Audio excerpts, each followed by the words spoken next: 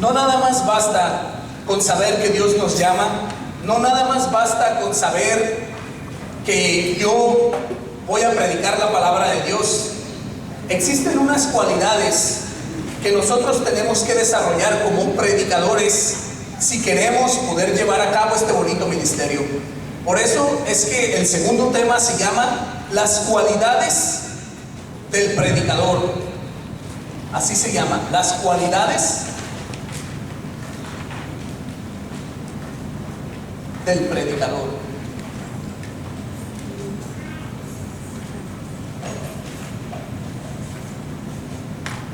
Existen, hermano, cuatro cualidades espirituales o esenciales que todo predicador tiene que desarrollar en su ministerio.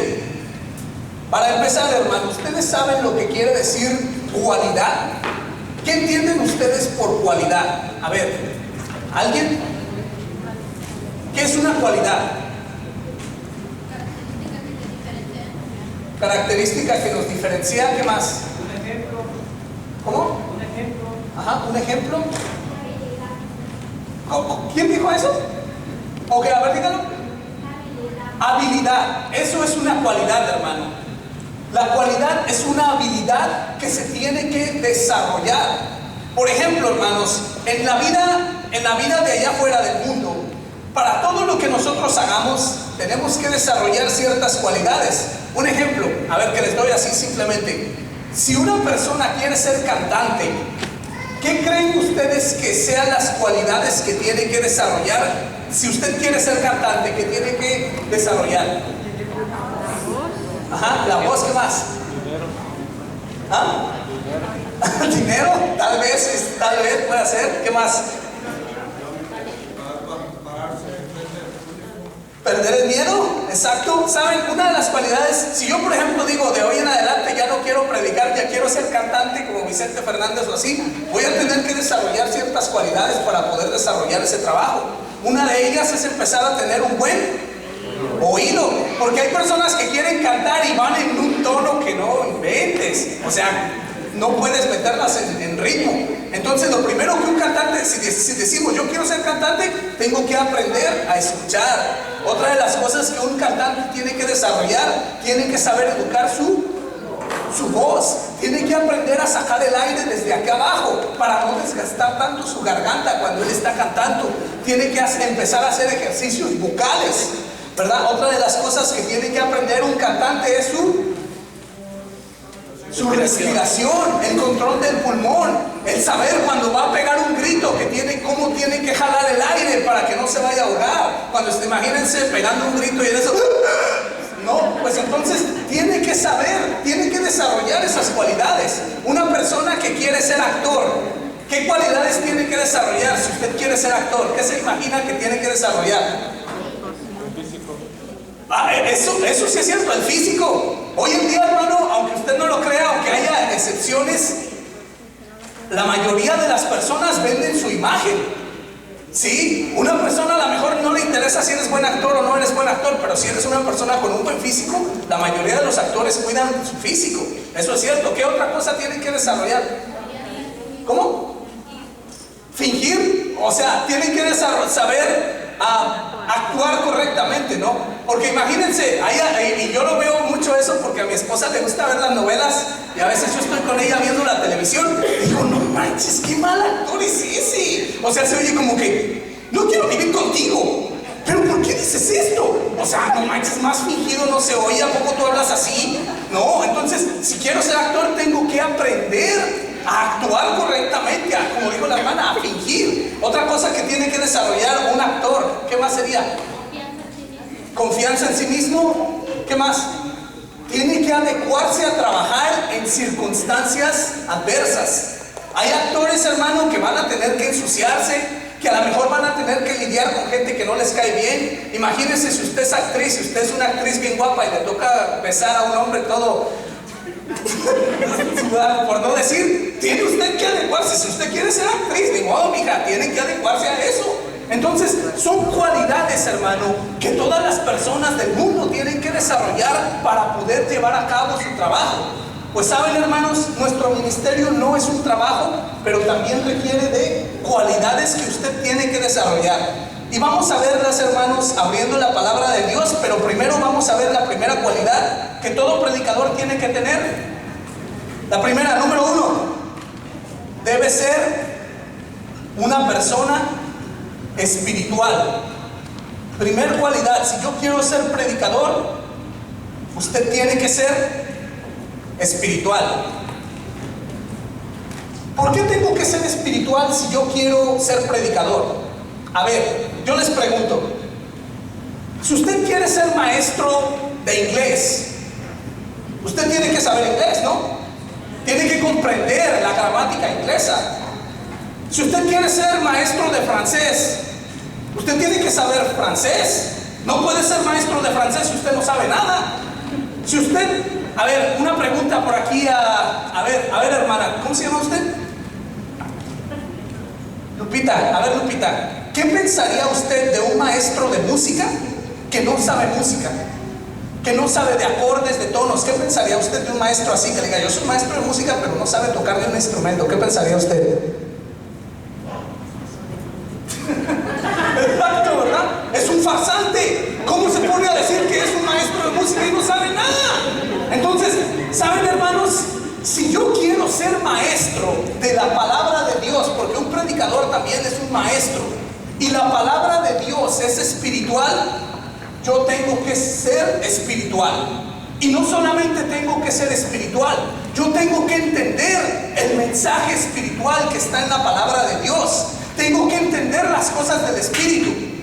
Miren, para esto vamos a abrir la palabra de Dios en el Evangelio según San Juan, capítulo 3. Y vamos a ir viendo en adelante. Evangelio según San Juan, capítulo 3. En el Evangelio según San Juan, capítulo 3, de 1 en adelante, ahí nos vamos a dar cuenta del encuentro que Jesucristo tiene con un personaje de la Biblia. Ahí nos habla de Jesucristo, tiene un encuentro con un maestro de la ley, una persona, hermano, que se dedicaba a enseñarle la palabra de Dios al pueblo. El nombre de esta persona era Nicodemo. Y saben, hermanos, si ustedes leen el capítulo de San Juan, el capítulo 3 de San Juan, ahí se van a dar cuenta de que Nicodemo no era cualquier persona. Era una persona que conocía las Escrituras. Era una persona que inclusive se dedicaba a enseñar a otros. Pero saben, hermanos, a pesar de que Nicodemo conocía las Sagradas Escrituras, a pesar de que Nicodemo había pasado tiempo estudiando, Nicodemo no era una persona espiritual. Cuando se encuentra con aquel que es toda fuente de sabiduría y de poder, que es Jesucristo, y sabemos que Jesucristo es espiritual, ese hombre, a pesar de que sabía mucho de Biblia, no podía entender el idioma con que le hablaba Jesucristo. Cuando él le dijo, Señor, sabemos que vienes de parte de Dios, porque no puede hacer nadie las señales que tú haces si Dios no está con él. Y Jesucristo le comienza a hablar en el Espíritu. Ustedes pueden ver que Jesucristo le comienza a decir, en verdad te digo que nadie puede entrar al reino de Dios si no nace de nuevo desde arriba. Jesucristo hablaba en el Espíritu. Y Nicodemo, como era una persona carnal, que no era espiritual, no entendía. Inclusive Nicodemo le dice, Señor, ¿cómo que voy a nacer de nuevo? ¿Quién va a poder volver ya viejo al vientre de su madre? Y es así como Jesucristo le sigue diciendo, de verdad te digo que nadie puede ver el reino de Dios si no nace del agua y del Espíritu. Jesucristo sigue hablando un lenguaje totalmente diferente al que hablaba Nicodemo. Hasta el punto, hermano, que en el versículo 11, si ustedes lo pueden ver ahí, Jesucristo le dijo, tú eres maestro de la ley y no sabes estas cosas. Jesucristo se asombra, hermano, que Nicodemo era una persona que conocía las Escrituras y hasta las enseñaba, pero no entendía nada del lenguaje espiritual. ¿A dónde voy con todo esto, queridos hermanos? Puede ser que haya muchas personas que se sepan la Sagrada Escritura de memoria. Puede ser que haya personas que hasta tengan títulos universitarios, sean teólogos, mariólogos, demonólogos, lo que usted quiera. Pero si esta persona no es espiritual, va a hacer más daño que bien. La palabra de Dios es espiritual y tenemos que entender el lenguaje del Espíritu.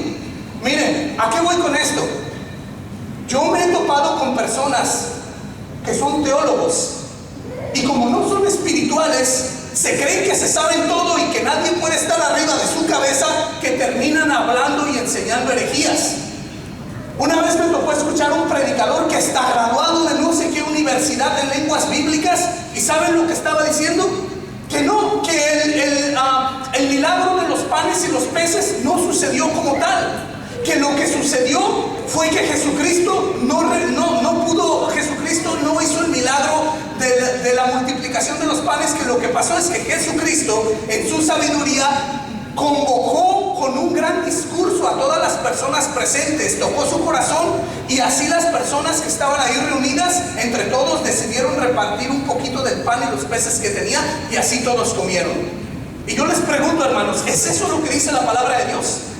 No. Pero ¿qué pasa? Esa persona, por su entendimiento en su cabeza, que se sabía según en las escrituras, que hasta tenía un doctorado en teología, terminó diciendo herejías. ¿Por qué? Porque no es una persona espiritual. La Biblia bien clara nos lo dice, que las personas no tenían que comer y Jesucristo le trajeron simplemente 5 panes y 2 peces. Pero Jesucristo puso su mano sobre eso poquito y alimentó a la multitud. Al decir yo que no fue el poder de Jesucristo, hermano, yo estoy restándole poder a sus milagros. Usted sabe lo que es un milagro. ¿Por qué se le llama milagro? ¿Alguien que es un milagro? Algo que la ciencia no puede explicar. Eso es un milagro. Y cuando yo me pongo a decirle esto a la gente, enseñando tonterías así por no ser espiritual, es cuando entonces comienzan las herejías y comienza la gente a creer y a decir disparatadas. Entonces ahí nos estamos dando cuenta, hermanos, que no vale de mucho saberte la Biblia si tú no eres espiritual. En otra ocasión, hermano, y me da mucha pena decir esto, no me siento orgulloso, me tocó escuchar a una persona que hasta según esto también tenía un doctorado en no sé cuántas cosas, diciendo que el libro del profeta, el que fue a Nínive, ¿cómo se llamaba? Jonás. El profeta Jonás no existió. Que esa historia es nada más una historia fingida, es una historia ficticia, pero que en realidad era una historia que se la contaban a los pueblos de Israel para hacerlos entender que tenían que llevarse a una conversión, pero que en realidad eso de que una ballena vino y se tragó a Jonás, que eso no fue cierto, que eso nada más es puro cuento para que la gente lo crea. Y saben, hermanos, eso podrá sonar muy bonito y con lógica de ellos, pero eso no es lo que enseña la palabra de Dios. Tanto así que Jesucristo, hermano, inclusive Él, en el Evangelio, según San Mateo capítulo 12, versículo 40, Él dice, así como Jonás estuvo en el vientre de la ballena o del gran pez, así estará el Hijo del Hombre en el vientre de la tierra. Entonces, ¿qué es lo que pasa con toda esta gente, hermano? ¿Por qué comienzan a enseñar herejías? Porque se necesita, para ser predicador, se necesita ser espiritual. Tú más que nada tienes que saber si eres espiritual o no, hermano. ¿Cómo se puede ser espiritual? ¿Qué tengo que yo aprender o qué tengo que hacer para ser espiritual? La palabra de Dios nos dice cómo podemos ser espirituales. Vamos a ver lo que nos dice 1 Corintios capítulo 2, versículo 14. ¿Cómo ser espiritual? 1 Corintios, versículo, ¿qué les dije? Versículo 2, 14, perdón. El que se queda al nivel del... A ver, vamos a escucharlo de nuevo, otra vez. ¿Cómo se puede ser espiritual? Escuchen.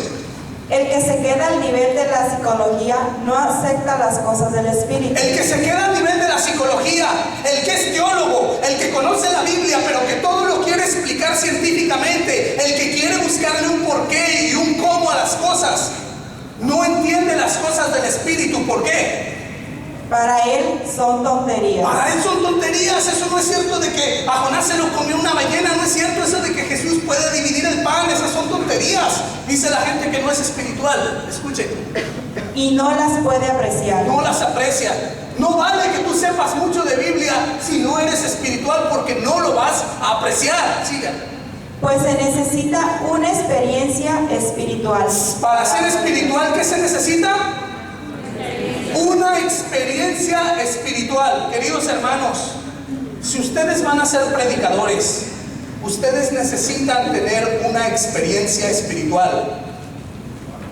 ¿Cómo se puede tener una experiencia espiritual, hermano? Un retiro de 3 días. Tal vez mi movimiento no sea la renovación carismática, pero invito a todos a que vivan al menos un seminario en el Espíritu Santo.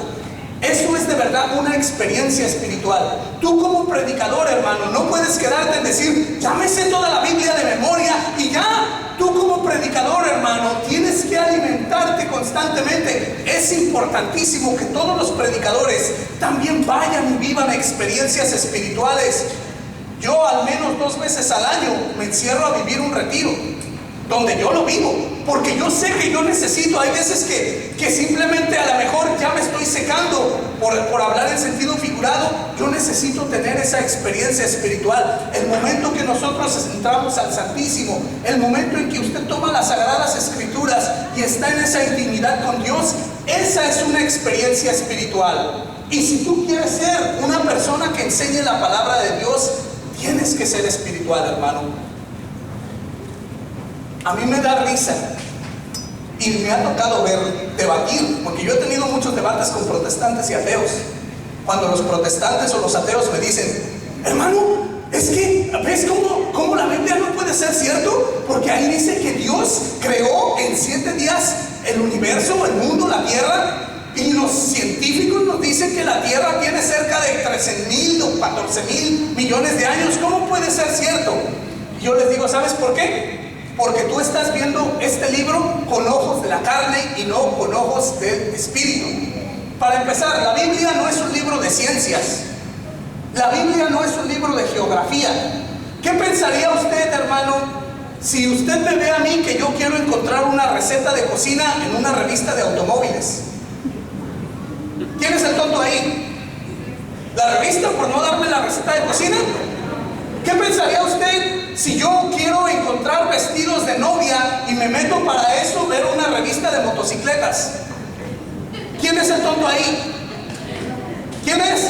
¿Sería yo? ¿Verdad que sí? Pues saben, hermanos, eso sucede con los ateos y con las personas que no son espirituales.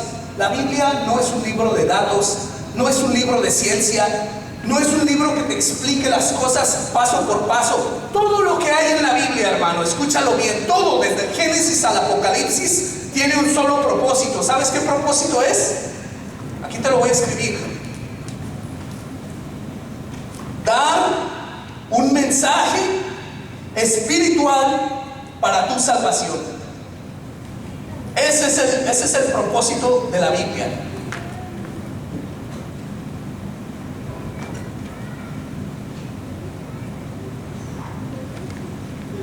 Darte un mensaje espiritual para tu salvación. Yo le pregunto, ¿de qué me sirve a mí, para mi salvación, saber con quién se casó Caín?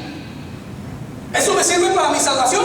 Cuando la gente dice, Adán y Eva tuvieron a Caín y Abel, y luego hubo más personas con quién se casó Caín. ¿Eso me sirve a mí saber con quién se casó Caín? No, me sirve a mí saber qué día Dios creó a los dinosaurios. He escuchado personas que me dicen, hermano, pero es que la Biblia no dice que Dios creó a los dinosaurios. Y sabemos que Dios creó a los dinosaurios. Díganme ustedes, ¿a mí me sirve en algo saber eso? ¿Me sirve en algo a mí saber si fueron en 7 días o fue un siglo o fue en 1000 años el tiempo que Dios se llevó en construir la tierra? ¿Me sirve a mí para mi salvación saber eso? No, lo que me sirve es el mensaje espiritual. Ahí les va cuál es el mensaje espiritual del Génesis, nada más para que no se queden con la duda. En el Génesis dice que Dios creó el mundo en 7 días. ¿Saben ustedes lo que quiere decir los números en la Biblia? Los números tienen un simbolismo. Si usted no lo sabe, por ejemplo, cuando decimos Dios es trino, Dios es 3 veces santo. El número 3 en la Biblia habla de plenitud. El número 7 en la Biblia, hermano, habla de perfección. Entonces, cuando la Biblia en el Génesis nos dice que el mundo fue creado en 7 días, no quiere decir que fue de lunes a domingo. Ahí lo que nos está diciendo el mensaje espiritual es que fue creado en un número perfecto de días. Ese es el mensaje espiritual. ¿Entienden, hermanos, eso? Tenemos que ser espirituales. A ver, dile al que está a tu lado, dile, tú tienes que ser espiritual. Díselo. ¿Okay? Si quieres ser predicador, hermano, tienes que ser espiritual. ¿Cómo? Teniendo experiencia espiritual. Pero ¿saben? Hay otra cosa que se necesita para ser espiritual. Y para eso vamos al siguiente punto. Número 2, ¿qué se necesita para ser espiritual? Se necesita ser persona de oración.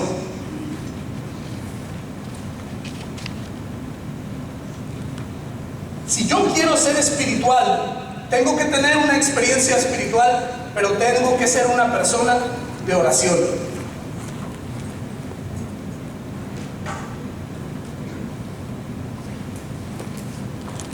Ok, miren, hermanos, se ha dicho y se ha expresado que cuando una persona se dedica a hablarle mucho a la gente de Dios, esa persona tiene que hablarle a Dios de la gente. ¿Sí? Hay una historia, hermano, que tal vez ustedes ya la conozcan o muchos de ustedes la conozcan, que me gustaría compartirla con ustedes. Si ya se la saben, mis disculpas, pero creo que va mucho con lo que voy a decir. Resulta que en un pueblo, hermano, había una muchacha de la que dos jóvenes estaban enamorados. Uno acostumbraba a decirle a todos sus amigos y a todas las personas mil maravillas de esta joven. Se la pasaba diciendo: ¿ya viste qué guapa está? ¿Ya viste qué buena onda es? ¿Ya viste cómo se arregla, cómo se viste, cómo se expresa? No, esa mujer me trae loco. Es más, me voy a casar con ella. Se la pasaba, todo el mundo le hablaba mil maravillas de la muchacha. Pero del otro lado, ese otro muchacho que también estaba enamorado de esa joven, nunca le decía nada a nadie. Él se quedaba siempre callado, nunca expresó a nadie sus sentimientos. Llegó el día, después de un tiempo, la noticia a ese lugar de que esta joven se iba a casar. Entonces todos los amigos del primer muchacho decían: ya se va a casar esta chava, se va a casar con nuestro amigo. Mira, todo el día no se acostumbra a decir mil cosas de esta chava, yo creo que ya se van a casar. Cuando fueron a la iglesia, se llevan la sorpresa de su vida, que el que se estaba casando con la joven no era el muchacho que hablaba tanto de ella, era el otro muchacho que nunca decía nada. Y todos se quedaron como: ¿qué pasó? Este se la pasaba diciéndonos tantas cosas de ella y el otro se casó. ¿Saben qué fue lo que sucedió ahí, hermanos? ¿Por qué la joven terminó casándose con el muchacho que no decía nada? ¿Saben por qué? ¿Alguien sabe? ¿No? Porque él hablaba de ella, pero el otro hablaba con ella. Ahí está. Porque mientras se la pasaba hablando mil maravillas a toda la gente, él, el otro muchacho, le hablaba a ella. Él no perdió su tiempo hablándole a la gente sobre sus cualidades de la joven. Él pasó su tiempo hablándole a ella, enamorándola a ella, atrayéndola a ella. ¿Saben, queridos hermanos? Eso mismo nos puede pasar a nosotros como predicadores. Es una lástima, hermano, ver muchos predicadores que andan por todo el mundo y andan predicando por aquí y tratando de convencer a todo el mundo y evangelizando aquí y evangelizando allá, pero nunca le hablan a Dios. Nunca se dedican un tiempo, hermano, para ir al Santísimo. Nunca, hermano, se dedican un tiempo para sacar intimidad con Dios. Si usted quiere ser predicador, usted tiene que tener oración en su vida. Miren, cuando nuestro Señor Jesucristo vino a la tierra, una de las cosas en las que Él pasó tanto tiempo, hermano, fue en oración. Lo primero que Jesús hizo después de bautizarse, ¿qué fue? ¿Alguien me dice? Fue a hacer oración. ¿Se fue hacia dónde se fue? ¿Pero a dónde se fue? Se fue al desierto a orar y a ayunar. Hermanos, nosotros como predicadores estamos llamados a seguir el ejemplo del Señor. Antes de empezar Él a predicar, primero oró y ayunó. Queridos hermanos, si usted quiere ser predicador, no basta solamente con que usted estudie mucho. usted tiene que tener mucha oración en su vida. Usted tiene que dedicarle ese tiempo. Hay un dicho que dijo una vez un predicador que me gustó mucho. Dice: la teología siempre tiene que ir acompañada de rodillalogía. Usted puede orar sentado, usted puede orar yendo al trabajo, usted puede orar acostado inclusive si quiere, pero uno verdaderamente se quebranta ante la presencia de nuestro Dios estando de rodillas, y sobre todo si se hace en el Santísimo. Usted no puede decir, hermano, es que esto yo ya lo he hecho muchas veces, este tema, no hombre, para mí es pan comido. Es ahí cuando tú tienes que doblegarte a la oración y decirle: Señor, yo sé mucho, pero utilízame como tu instrumento. Señor, yo sé hasta dónde yo llego, pero si tú me das fuerza, yo sé que no va a haber imposible, Señor. Señor, utilízame, dame fuerza, dame inspiración. Es ese momento que todo predicador tiene que tener en su vida. Y no solamente orar, hermano, también ayunar. Qué importante es el ayuno en la vida de un predicador, hermano. Yo creo que no necesitamos hablar sobre qué es el ayuno. Me imagino que más de ustedes saben qué es ayunar, ¿o no? ¿Sí? ¿Ustedes saben qué es ayunar? A ver, ¿qué es ayunar? ¿Cómo? ¿Pero qué es ayunar? ¿Qué es? No cuántas formas, ¿qué es ayunar? A ver, aquí lo dijo el hermano. ¿Qué es el ayunar? Dejar de comer. ¿Nada más dejar de comer? Mire, si usted dice, ahí le va, lo que dijo el hermano es bien cierto hasta cierta forma. Si usted dice: yo dejo de comer y ya estoy ayunando, déjame te digo una cosa, hermano, si tú pensabas eso, estás equivocado. Eso no es ayuno. Si tú dices: dejo de comer y estoy ayunando, ¿sabes cómo se llama eso? Dieta. Eso se llama estar a dieta. El ayuno tiene que dejar uno de darle los apetitos sensitivos al cuerpo, pero tiene que ir acompañado de oración. Si tú dejas de comer pero no oras, hermano, discúlpame que te lo diga, pero no estás ayunando. Tienes que orar. Jesucristo no nada más dejó de comer, Él oraba. Entonces, hermano, el ayuno, como se dice, no solamente es el no comer, es el quitarle al cuerpo lo que el cuerpo nos pide. Por ejemplo, los placeres como la comida, la bebida, inclusive hasta veo que no hay niños aquí, por eso lo digo, el abstenerse de las relaciones íntimas es un ayuno, porque ahí nosotros estamos debilitando al cuerpo, pero en la fuerza del Espíritu sale nuestro rescate. Por eso les digo, hermano, usted tiene que ayunar, hermano. No basta solamente con que usted diga: yo oro y todo eso y nada más. Tienes de verdad, hermano, antes de pararte, antes de enfrentarte a un pueblo, tienes que ponerte de rodillas ante el Señor. Por eso bien lo dice ese dicho: el que se pone de rodillas ante Jesús puede estar de pie ante todo el mundo. Usted, déjeme que le diga de verdad, usted nunca va a hacer la diferencia en la vida de la gente si usted no ora y no ayuna.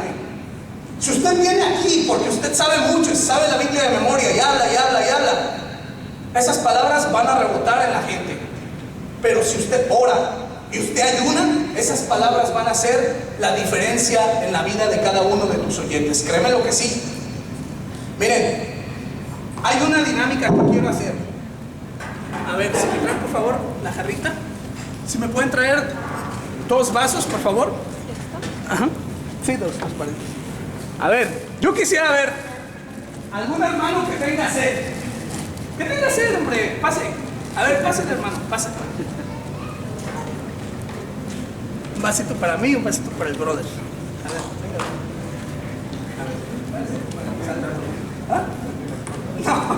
No, ok. ¿Usted tiene sed, verdad? ¿Digo? Ok, bueno, a ver, el hermano tiene sed, ¿ok? Entonces, él me está pidiendo que le dé algo para tomar. Ahí le va para que se aliviane su sed. Ahí está. ¿Cree que con eso va a poder saciar su sed? No. ¿Qué necesita entonces? Vaso lleno. Ajá. Pues miren, hermanos, ahora imagínense que el vaso es la vida del brother. Y esto es la gracia de Dios. Poca oración, poco poder. Si tú no oras, no, el Señor no te va a dar ningún poder. ¿Quieres mucho poder? ¿Quieres mucha fuerza de Dios? Ora mucho y el Señor te va a dar mucho poder. Así sucede con la vida de cada predicador. Tú quieres saciar la sed espiritual de tus oyentes, ora mucho y el Señor te va a dar mucho. ¿No ores nada? Nada vas a dar. Lo que te digo, muchas gracias. ¿Verdad? Entonces, queridos hermanos, la oración, ahora ven por qué es tan importante orar y ayunar. Ahora, yo les quiero decir otra cosa, miren. No basta nada más con que usted ore y ayune para sí mismo. No, usted también tiene que orar y ayunar por sus oyentes. ¿Sí? Miren, hay una historia sobre un sacerdote, sobre dos predicadores, por ahí de los años de 1800 en Francia. Resulta que eran dos grandes predicadores que a donde quiera que ellos iban, causaban sensación, causaban que la gente se alborotara. El primer predicador, cuando él hablaba, la gente salía maravillada de sus predicaciones, salía diciendo: wow, este hombre nos ha hablado como nadie en el mundo. Wow, qué bravo, qué bárbaro este hombre. De verdad que es todo un ejemplo con su palabra, con su elocuencia. Salían felicitando al predicador.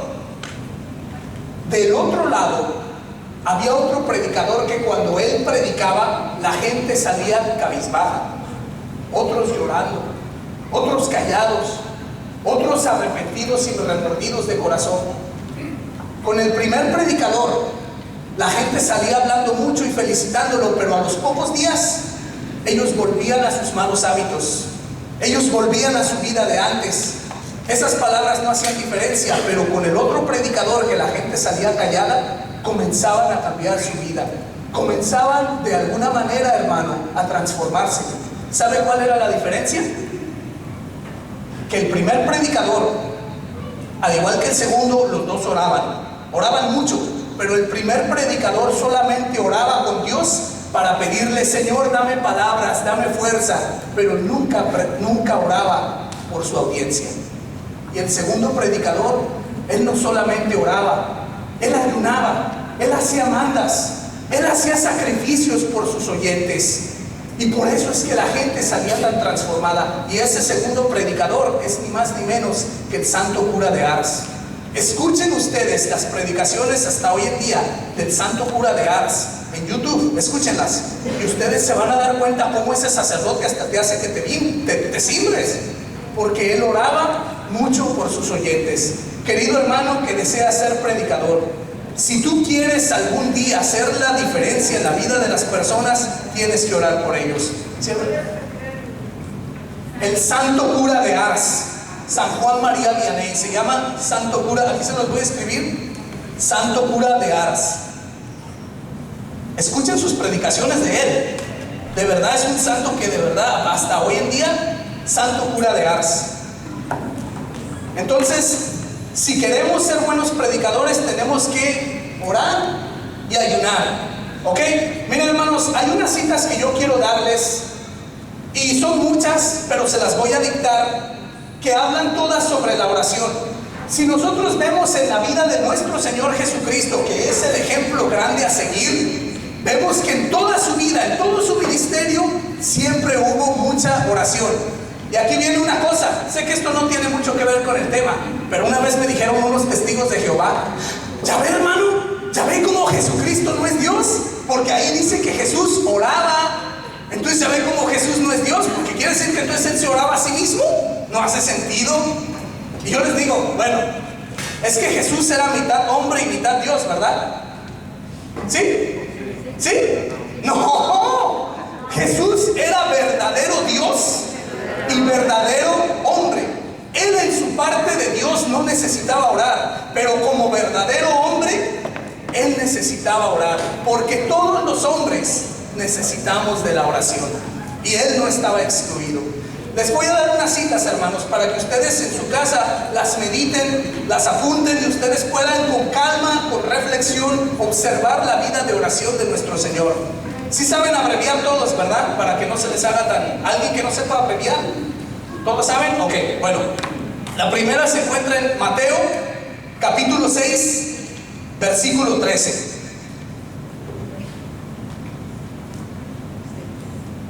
Mateo, capítulo 7, versículos 7 al 11.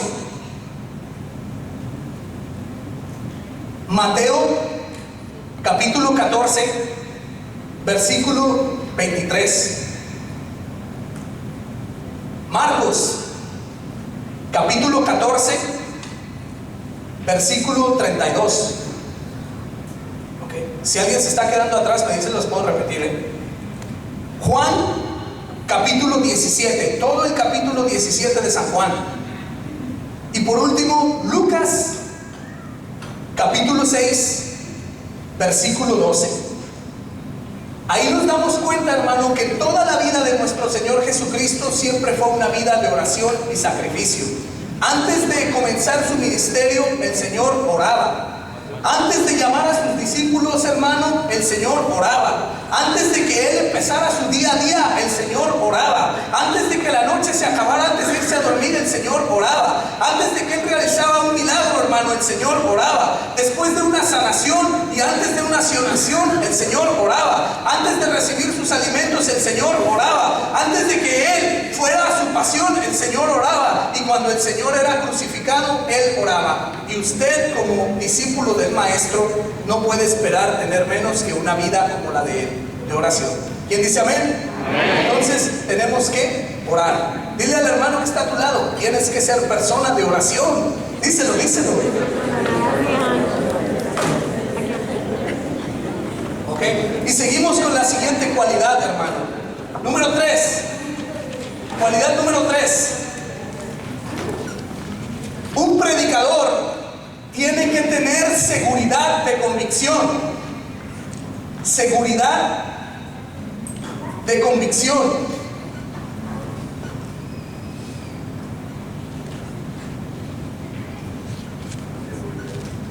Y para eso, hermano, vamos a ver una cita que se encuentra en Primera de Timoteo, capítulo 2, versículo 7.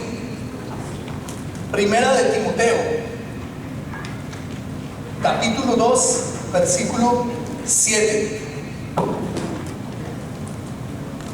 ¿Qué quiere decir tener seguridad de convicción, hermano? Quiere decir que el predicador tiene que conocer su fe. El predicador, hermano, tiene que conocer su doctrina. El predicador, antes de pararse aquí enfrente, tiene que estar convencido de lo que dice y por qué lo dice. Tiene que saber lo que enseña. Usted no puede venir aquí a enseñar cosas que no son. Usted, antes que ninguno, tiene que estar convencido de lo que cree y por qué lo cree. Vean lo que dice la palabra de Dios. Primera de Timoteo, capítulo 2, versículo 17. Perdón, versículo 7. 2, 7. Sigue.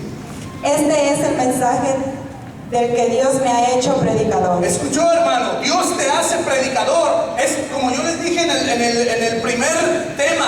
No es que usted escogió a Dios, Dios no escogió a usted. Dios te va a hacer predicador. Dios quiere que tú seas predicador. Eso no viene de ti. Siga. Y apóstol. Y apóstol.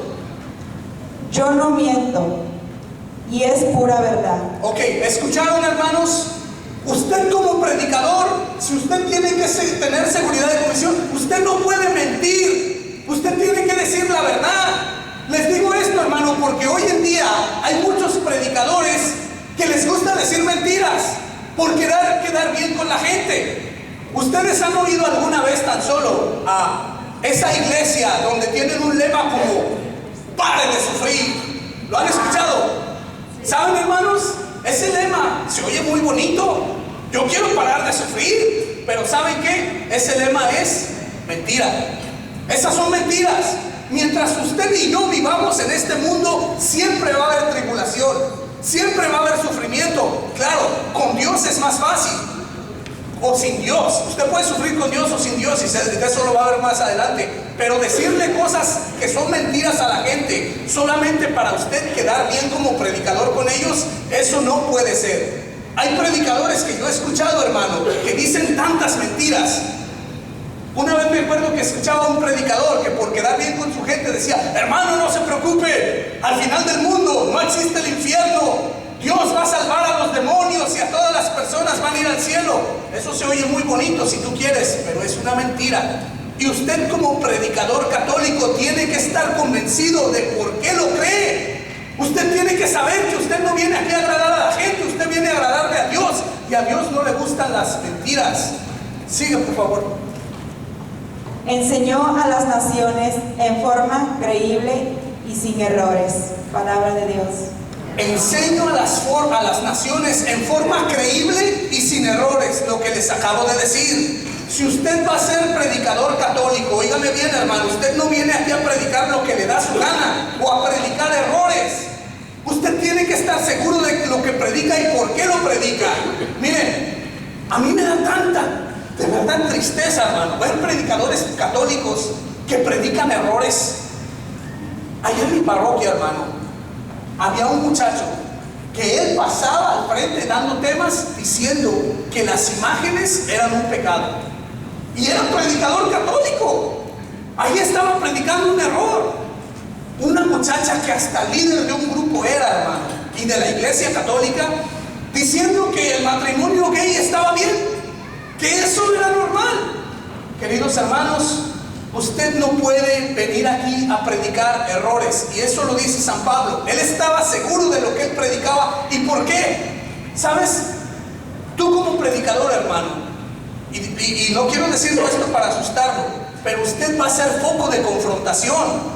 Algún día, hermano, ojalá que no le llegue, pero algún día usted va a tener que enfrentarse con alguien que lo para y le pregunte: oiga, ¿y usted por qué cree que la Virgen María subió al cielo? ¿Dónde dice eso la Biblia? Oiga, ¿usted por qué cree que un hombre le puede perdonar los pecados al ponerle las manos? Dígame, ¿dónde dice eso la Biblia? Si en la Biblia no dice eso, más que solo Dios puede perdonar los pecados. Oiga, dígame usted, ¿dónde dice la Biblia que podemos rogarle a los santos muertos? Entonces usted como predicador católico no se puede quedar como que es que déjame ver, nunca había pensado eso. No, usted por eso tiene que alimentarse, hermano, tiene que formarse, tiene que conocer su fe. No puedes venir aquí a predicar tonterías y errores. Tienes que saber lo que predicas y por qué lo predicas. ¿Y sabes por qué? Porque ¿cómo esperas convencer a otros de algo que tú mismo no crees? Un ejemplo. Usted da un tema de la Virgen María, como les acabo de decir. Pasa alguien y le dice: hermano, ¿dónde dice la Biblia que la Virgen María subió al cielo en cuerpo y alma? ¿Me lo demuestra? Y usted se pone: bueno, es que eso dice el Padre, y yo pienso que está por ahí, pero más que nada lo creo por fe. Ahí se va a ver, hermano, que tú no estás convencido de lo que enseñas.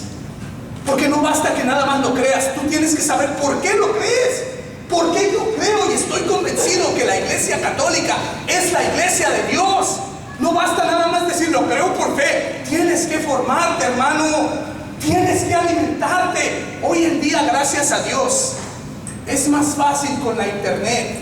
Antes era solamente con los libros y es algo maravilloso. Pero también hoy en día existen muchos canales de internet donde te pueden formar, incluyendo el de sus servidores. Nuestro canal está para formar a los jóvenes. Formamos también a adultos y de todo, pero nuestra prioridad es formar a los jóvenes. Hermano, tú tienes que formarte y no puedes andar enseñando en el mundo errores. Tienes que saber lo que crees y por qué lo crees y estar convencido de eso. ¿Quién dice amén? Amén. Y la última cualidad, hermano, que tenemos que saber: debe amar a las almas. Un predicador católico, hermano, debe amar a las almas.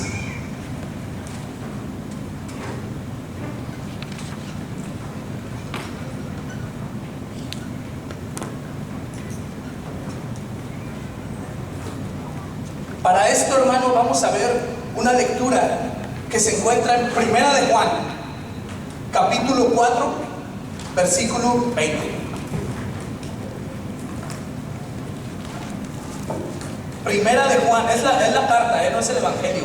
Primera de Juan, capítulo 4, versículo 20. Miren, hermanos, antes de que se proclame, yo les voy a decir por qué tenemos como predicadores, y con esta última cualidad terminamos este tema. Un abogado puede ser que ame su carrera de abogado, puede ser que él ame los tribunales, puede ser que él ame lo que él estudió, pero no le importa si su cliente sale libre o no sale libre. Él ama su carrera de abogado, pero le da un comino si la gente le va bien o no. Un doctor, puede ser que él ame su carrera de doctor, puede ser que él ame la medicina, puede que él ame su consultorio, lo que él estudió, pero le importa un bledo si su paciente se sana o no se sana. Un político, puede ser que ame su carrera de político, puede ser que él ame hacer su trabajo, pero no le importa si su pueblo sufre o no sufre. ¿Saben, hermanos? Con nosotros no puede ser así. Nosotros no podemos decir, yo amo la predicación y me gusta que me inviten y andar, pero me vale gorro si la gente se salva o no se salva. Nosotros no podemos ser así. La palabra de Dios le va a decir por qué. Escúchalo lo que dice ahí. Primera de Juan capítulo 4 versículo 20. Si uno dice, yo amo a Dios y odia a su hermano, Oigan bien, si usted dice, yo amo a Dios, yo amo predicar su palabra, yo amo que me inviten, yo amo estudiar la Biblia, yo amo enseñarle a la gente, yo amo a Dios, pero odias a su hermano, ¿qué dice ahí? es un mentiroso. Si tú dices que amas la predicación, pero no te importa si la gente se convierte o no, discúlpame que te lo diga, y a ti también, hermano, por internet, eres un mentiroso.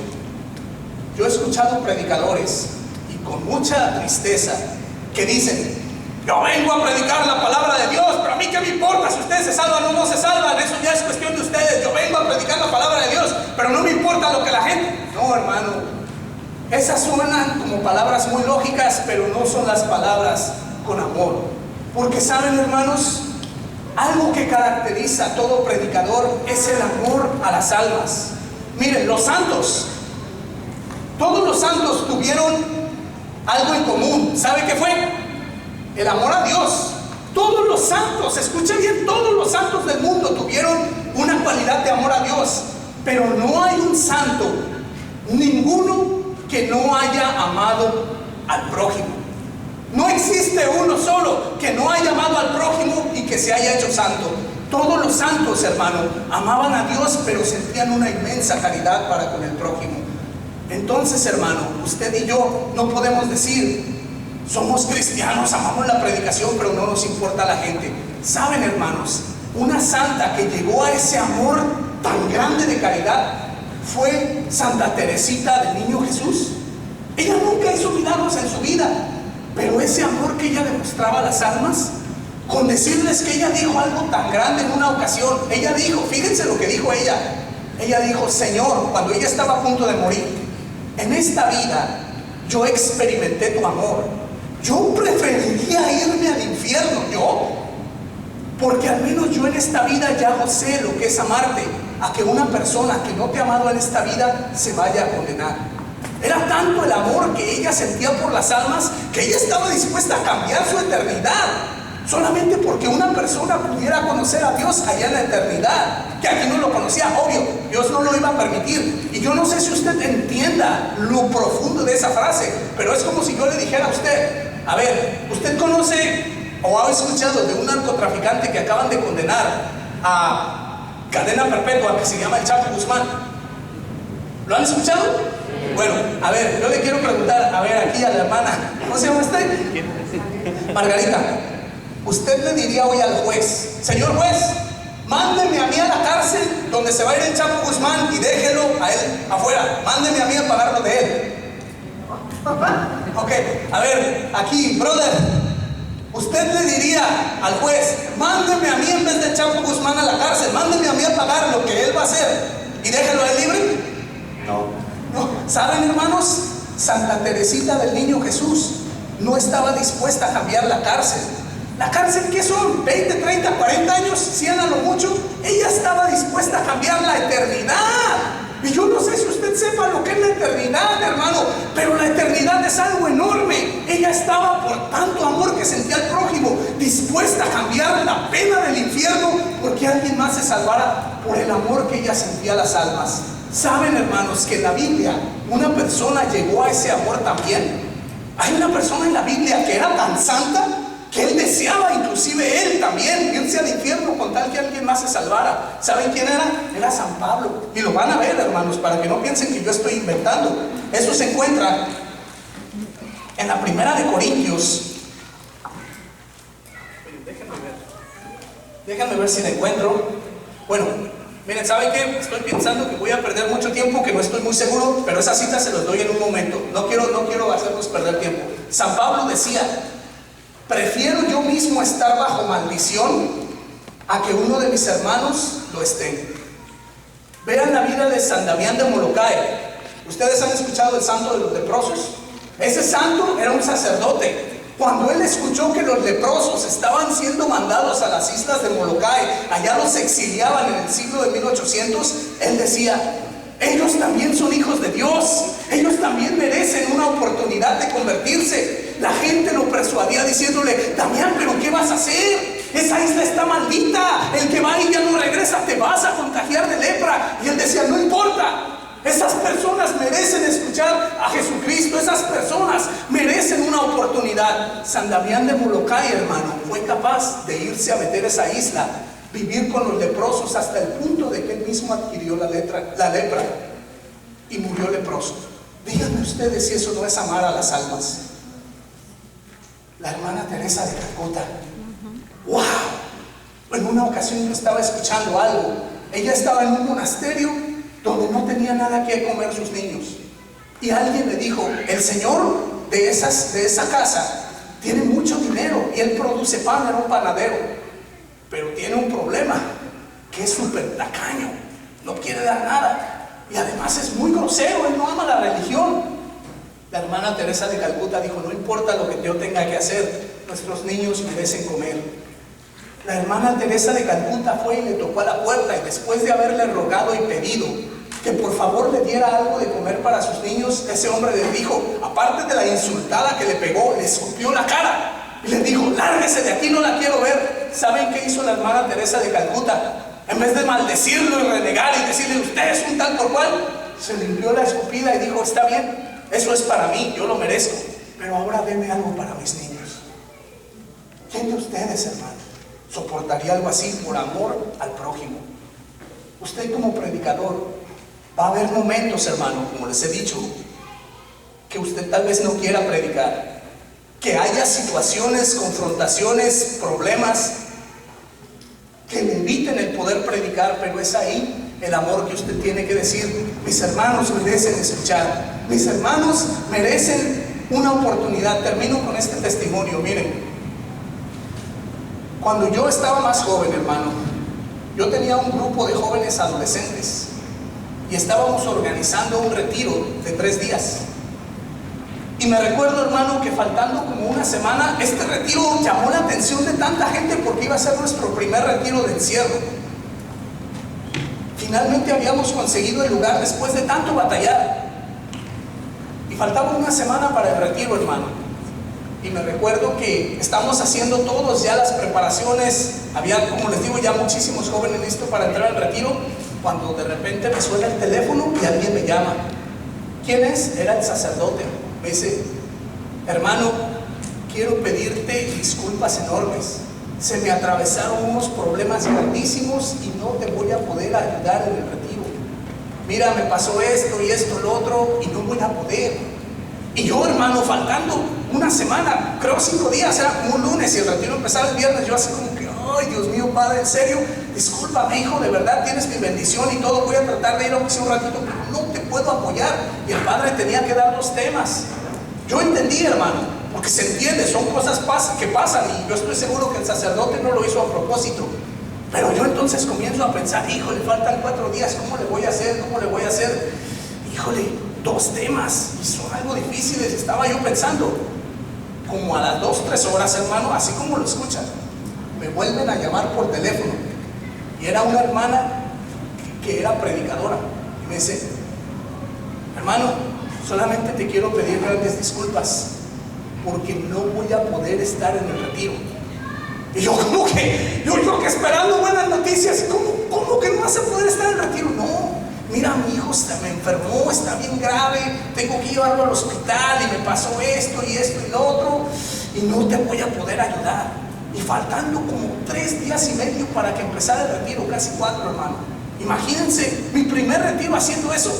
No, hombre, yo me volvía loco, hermano. Yo decía, ¿y ahora cómo le voy a hacer? Cada uno de ellos iba a compartir los temas, era básicamente el esquema de un día.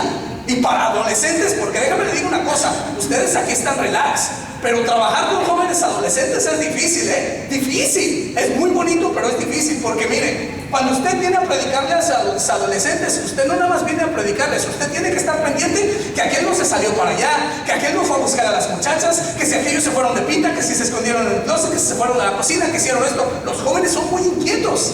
Y muchas veces, hermano, yo me he fijado que a veces los papás nos traen a los hijos que ni ellos mismos aguantan en su casa y quieren que uno sí los aguante aquí. Entonces, imagínense, y con casi 100 adolescentes y yo solo, ¿qué iba a hacer? Pasó por mi mente, hermano, como ayer, cancelar el retiro. Y yo decía, de modo, voy a tener que cancelarlo, no puedo, no puedo, es mucho para mí. Y comienzo a hablar con los jóvenes y decir, ¿saben qué? Se va a cancelar. Y todos, ¿pero cómo que se va a cancelar? Mira, estos jóvenes, que esto, que el otro, tienen una esperanza. ¿Cómo? Una señora de una ciudad que se llamaba Mesquite me había encargado mucho a sus hijos. Me dijo, ¿cómo que se va a cancelar el retiro? No me diga, miren, mis hijos andan en droga, mis hijos andan en esto. Y yo ya no sé cómo hacerles para que se vuelvan creyentes. Y si usted cancela el retiro, tal vez ellos nunca se van a convertir. Usted no sabe lo que me costó convencerlos. Y ahí fue cuando comenzó esa espinita, ese debate, decir, ay, Señor, pues ¿qué hago? Y yo llamándole a predicadores, hermano, ¿me quiere ayudar? ¿Cuándo? ¿El viernes? No, está loco, que no, es muy poquito tiempo. Hermano, venga a ayudarme, ¿para cuándo? No, pues que en 2 días. No, que es muy poquito tiempo. Y es para jóvenes, adolescentes. No, pues menos. Entonces, ¿qué hice al final, hermano? Para terminar esta historia, dije, bueno, Señor, no sé por qué permites esto, pero voy a dar el retiro. Y voy a tener que ser yo solo. Hermano, me la pasé desde el viernes en la tarde, predicándoles a esos jóvenes todo el viernes, aguantando gritos, inquietudes y esto, el otro, hasta el domingo. Llegó el domingo, hermano. Y yo ya estaba dándole gracias a Dios, Señor, nunca más vuelvo a hacer un retiro como estos. Pues ya me tienen hasta acá, ya no hallaba ni yo cómo hacerles. Nunca en mi vida me había sentido tan estresado, hermano. Se acaba el retiro y al final vienen los testimonios. Y uno de los chamacos que se veía el más rebelde, el más peleonero, el que andaba ahí en lo peor, empiezan los testimonios y el muchacho ese se levanta y empieza a decir, hermanos, es que yo les quiero decir que yo le quiero pedir perdón a mi papá que le pegué. Y revienta el llanto el chamaco ese. Y yo allá. Y de repente se para una chamaquilla, que esas que se veían las más loquillas y relajas. Y se para y empieza a decir, es que yo quiero decirles, hermanos, que yo le quiero pedir perdón a mi mamá, que yo iba a cometer un aborto. Y comienzan a llorar los jóvenes, hermano. Y cuando uno ve eso, uno dice, wow, tengo que seguir haciendo de estos retiros, hermano. Es ahí cuando tú te das cuenta que el cansancio y el sufrimiento se van por amor a las almas. Hermano, pidámosle a Dios un gran amor por el prójimo, por las almas. Y vamos a cerrar nuestros ojos y a escuchar cómo el Señor nos dice que debemos amar a nuestro prójimo. Que no podemos amar a Dios, a quien no vemos, y decir que no nos importa el prójimo, que no nos importa lo que le pase, si se convierte o no. Pidámosle a Dios, hermano, que nos dé ese amor hacia aquel hermano que necesita escuchar la palabra. A tiempo y a destiempo, como nos decía San Pablo, en los momentos en los que necesita, siempre habrá alguien que necesite escuchar el mensaje, hermano. No podemos decir que no. Escucha esta alabanza y date cuenta, hermano. Date cuenta que Dios nos llama no solamente a amar el llamado, sino a las almas que Él ha puesto en nuestro camino. Pidámosle al Señor ese amor por las almas en este momento. Ahí está nuestro Señor.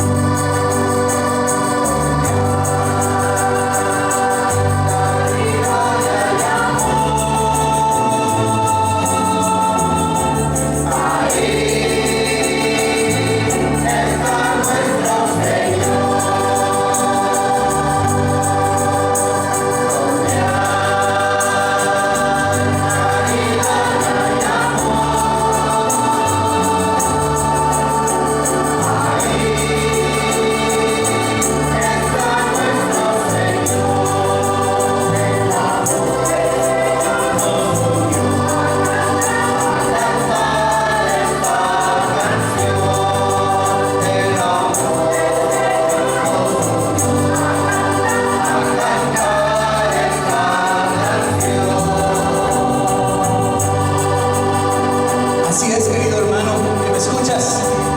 No se puede amar a Dios despreciando al prójimo.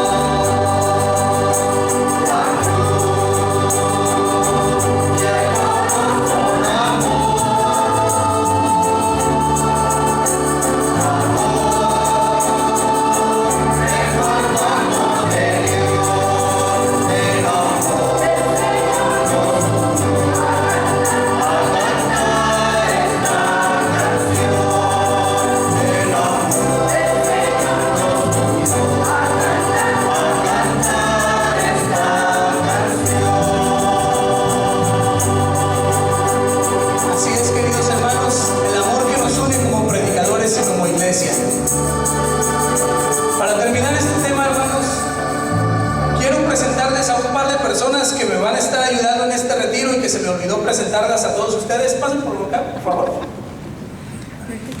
Quiero que ustedes sepan quiénes son y por qué están aquí, que ellas también son partes importantes de este retiro. Una es mi bella esposa Vero y otra es Coco. Ella es la coordinadora de nuestro grupo de jóvenes. Ok, no sé si ustedes gustan decir algo. No, pues, gracias a Dios que nos permitió estar este día aquí con ustedes. Y pues lo único que les puedo decir es que estén dispuestos a escuchar el mensaje que Dios les trae. Que pongan ese empeño. Si ustedes tienen ese deseo de hacerlo, sigan adelante, luchen por lo que quieran y por lo que ustedes tienen en su corazón. Y aquí estoy para lo que necesiten.